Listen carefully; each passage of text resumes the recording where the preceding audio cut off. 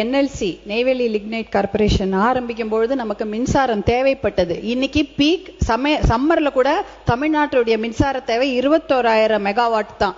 ஆனா தமிழ்நாட்டுடைய அரசாங்கத்துடைய இப்ப மின்சாரம் தனியார் மற்றும் அரசு துறையில 36,000 மெகாவாட் அதிகமாக இருக்கிறது. மின்மிகை மாநிலமா ஆகிவிட்டோம். இனிமேல் என்எல்சியோட அதுல பங்கு பாத்தீங்கன்னா 2,000 மெகாவாட் மட்டும்தான். அப்படி இருக்கும்போது அந்த என்எல்சியே நமக்கு தேவை கிடையாது.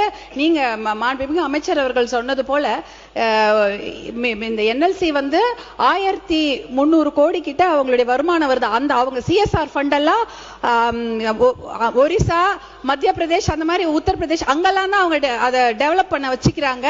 நம்ம தமிழ்நாட்டு கொடுக்கறது இல்ல.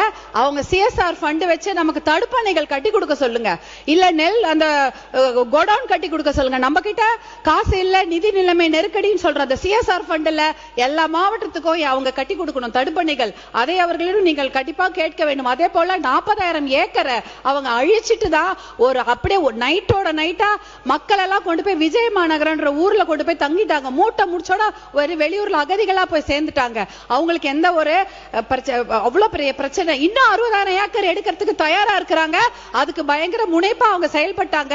அது சமயம் பாட்டாளி மக்கள் கட்சி தலைவர் மருத்துவர் அன்புமணி அவர்கள் எத்தனையோ பேரோட போய் நெய்வேலி லிக்னைட் கார்பரேஷன் என்எல்சிக்கு போட்டு போடும் போராட்டத்தை செஞ்சாங்க.